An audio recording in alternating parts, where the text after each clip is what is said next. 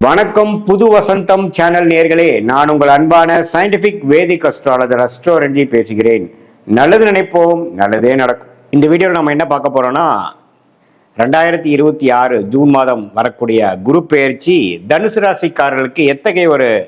பலாபலன்கள் நிறைந்த ஒரு ஆண்டாக ஜூன் 2026 அடுத்து வரக்கூடிய ஜூன் 2027 வரைக்கும் அந்த 13 மாதங்கள் தனுசு ராசிக்காரர்களுக்கு எத்தகைய ஒரு காலகட்டமாக இருக்க போகுது. அந்த குரு பெயர்ச்சி மிதுனத்திலிருந்து கடகத்துக்கு வரக்கூடிய அமைப்பு, தனுசு ராசியின் அதிபதியாகிய குரு என்ன ஒரு மாற்றத்தை தனுசு ராசிக்காரர்களுக்கு கொடுக்க போகிறார், மற்ற கிரகங்களாக எப்படி இருக்குங்கிறத நம்ம துல்லியமாக சயின்டிபிக் வேதிக் அஸ்ட்ராலஜி முறையில்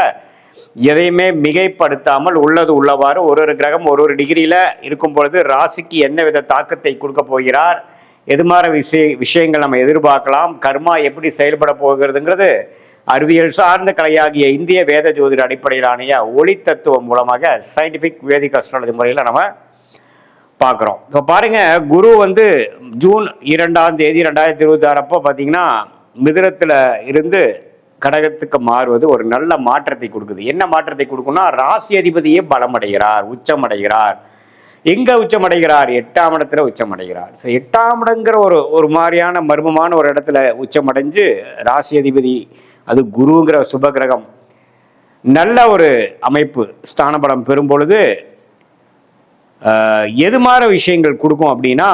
உங்களுக்கு ஃபர்ஸ்ட் ஆஃப் ஆல் லைஃப் ஒரு மாதிரியா 1 இயர் போயிட்டு இருக்கிறத நம்ம கம்ஃபர்ட் ஜோன்ல இருக்கிறத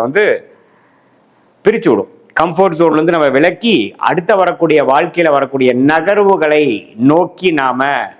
திறம்பட தைரியமாக கால் எடுத்து வைக்கக்கூடிய தருணங்களை அமைச்சு கொடுக்கக்கூடிய அமைப்பு தான்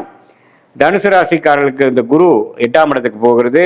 நிறைய பேத்துக்கு இடம் மாற்றங்கள் உண்டு, தொழில் மாற்றங்கள் உண்டு, வேலை மாற்றங்கள் உண்டு, வேறு வெளிநாடு போகக்கூடிய அமைப்புகள் இருக்கு. கூட்டு தொழிலாக பண்ணவங்களுக்கு கூட்டா சேர்ந்து ஒரு பெரிய லெவலில் போகக்கூடிய அமைப்புகள் உண்டு.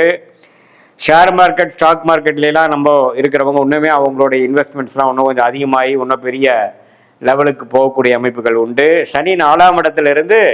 ராசியை 10ஆம் பார்வையாக நீடித்து பார்ப்பதனால 2027 மார்ச் வரைக்கும் அந்த 4ஆம் இடத்துல இருக்கக்கூடிய சனி இருக்கிறனால நல்லா விறுவிறுப்பாக எப்பவுமே பார்த்தீங்கன்னா அது நடந்துருமோ இது நடந்துருமோன்ட்டு ஏதோ ஒரு எஃபோர்ட் எடுத்துட்டு மனசை ஸ்ட்ரெஸ்ஃபுல்லாகவும் கொஞ்சம் இறுக்கமாகவும் வச்சிருக்கக்கூடிய அமைப்புகள் உண்டு. அதே சமயத்தில் மற்ற கிரகங்கள்லாம் ஓரளவுக்கு நல்ல அமைப்பில் இருக்கிறதுனால குரு பயிற்சி அருமையான ஒரு பயிற்சியாக சுப விரயங்கள், முதலீடுகள், ஒரு இடத்த கொடுத்து இன்னொரு இடம் வாங்குறது, ஒரு வண்டியை கொடுத்து இன்னொரு புது வண்டியை வாங்குறது, வாழ்வாதாரத்தை அதிகப்படுத்திக்கிறது, நம்ம யோசிச்சு கொண்டே இருந்த ஒரு வருஷத்துல இருக்கக்கூடிய அமைப்புகள் எல்லாம் டக்குன்னு முடிவெடுத்து மேல் படிப்பு படிக்கிறதுக்காக விசா வாங்கி போகிறது, வெளிமாநிலத்தில் போய் மேல் படிப்பு படிக்கிறது, ஒரு சரியில்லாத ஒரு வீட்டில இருந்து இன்னொரு நல்ல ஒரு வீடு உள்ள அமைப்புக்கு நம்ம மாறுறது, அரசு உத்தியோகத்தில் இருக்கிறவங்க ப்ரொமோஷன் ஆகி டிரான்ஸ்ஃபர் ஆகுறது, இது மாதிரி பல விஷயங்கள் நல்ல ஒரு மாற்றத்தை ஸ்டாக்னண்டா ஒரு மாதிரியா கிணத்துல போட்ட கல் மாதிரி இருந்த கடந்த ஒரு வருடமாக கம்ஃபோர்ட் ஜோன்ல குளிர் காய்ந்து கொண்டிருந்த தனுசு ராசிக்காரர்கள், மாணவர்களாக இருந்தாலும் சரி, நடுத்தர வயதினராக இருந்தாலும் சரி, இளவட்டக்காரங்களாக இருந்தாலும் சரி, முதியோர்கள் சீனியர் சிட்டிசனாக இருந்தாலும் சரி, அடுத்த என்ன செய்யலாம், அடுத்தது நம்ம எதை நோக்கி போனாதான் அடுத்த கட்ட படிநிலைக்கு வாழ்க்கையை நகர்த்த முடியும் அப்படிங்கிற ஒரு அமைப்பை கால் எடுத்து வைத்து அதுக்கு வேணுங்கிற அமைப்புகள், அதுக்கு வேணுங்கிற சந்தர்ப்பங்கள், வாழ்க்கை சூழல்களும் அமைந்து நமக்கு பொதுவாக ஒரே வார்த்தையில் சொல்லணும்னா next level of changes in life போதும், அடுத்ததுக்கு நம்ம பார்க்கலாம் அப்படிங்கிற மாதிரி. இப்படி உள்நாட்டிலேயே வேலை செய்கிறவங்க வெளிநாடுக்கு போகணும்னு நம்மளால ட்ரை பண்ணுறாங்க, வெளிநாடு போகிறது, ஒன்றுக்கும் மேற்பட்ட தொழில் பண்ணுறது, ஒரு ஒரு ஒரு விதமான ஒரு முதலீடுகள் செய்து அதில் லாபம் எடுக்க முடியாமல் இருக்கிறவங்களுக்கு டக்குன்னு நல்ல ரேட்டில் அது விற்று அது மூலமாக பல மடங்கு வேற தொழிலில் போட்டு ஜெயிக்கக்கூடிய அமைப்பு அப்படிங்கிற அந்த பொருளுக்கு ஒரு உகந்த ஒரு கிரகமாகிய புத்திரகாரகனாகிய குரு, தனகாரகனாகிய குரு நல்ல ஒரு உச்சம் பெற்று 8ஆம் இடத்துல இருக்கும் பொழுது, அதுக்கு பிடித்த கடகராசியில் இருக்கும் பொழுது தனுசு ராசிக்காரர்களை பெரிய லெவலில் திங்க் பண்ண வைக்கிறது, ஒரு மன உறுதியோட செயல்படுவதுன்னு இருக்கு. இதுல 8ஆம் இடத்துல உச்சம் பண்ணால சம்டைம்ஸ் பார்த்தீங்கன்னா கொஞ்சம் நம்ம நினைக்கிற அளவுக்கு வேகமாக நடக்காது, அப்பப்போ கொஞ்சம் அப்போசிஷன் ரெசிஸ்டன்ஸ்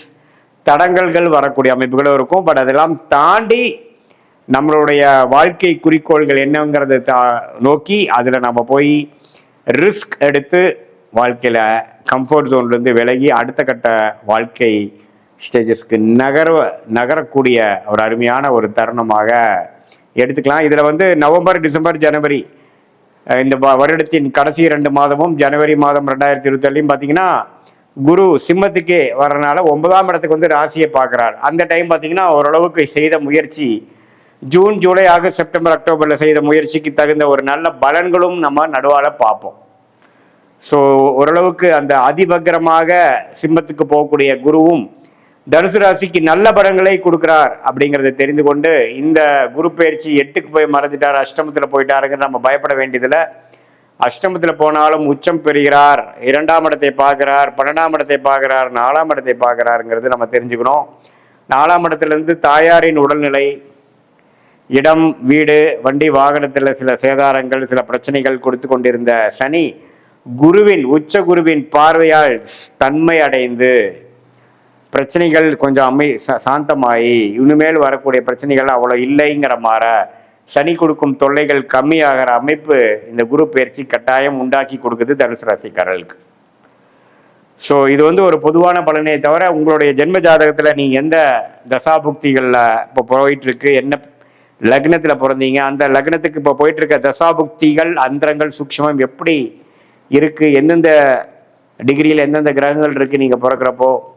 பிறந்த தேதி, பிறந்த நேரம், பிறந்த உரை வைத்து வரக்கூடிய திருக்கணித பஞ்சாங்கத்தில் உங்கள் ஜாதகத்தை போட்டு அது பிரகாரம் நம்ம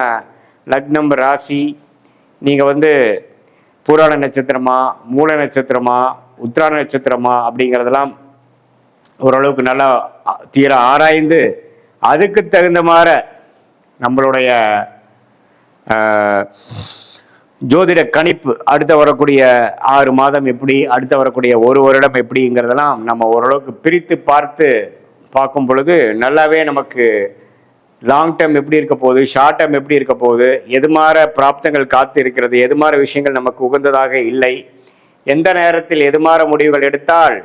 சேதாரம் இல்லாமல், பண விரயங்கள் இல்லாமல், சமய விரயங்கள் இல்லாமல் நம்ம ஓரளவுக்கு வெற்றி அடைய முடியும், எந்த நேரம் வந்து நமக்கு அருமையாக இருக்கிறது, எந்த நேரம் நமக்கு மிகவும் சுமாராக இருக்கிறது, எந்த நேரத்தில் இடம் மாறலாம், எந்த நேரத்தில் வேலை வாய்ப்புகள் கிடைக்குது, எந்த நேரத்தில் கடன் அடையுது, எந்த நேரத்தில் வந்து நம்ம வெளிநாடு, குழந்தை செல்வம், கல்யாண விஷயங்கள், சுப விஷயங்கள், முதலீடு விஷயங்கள்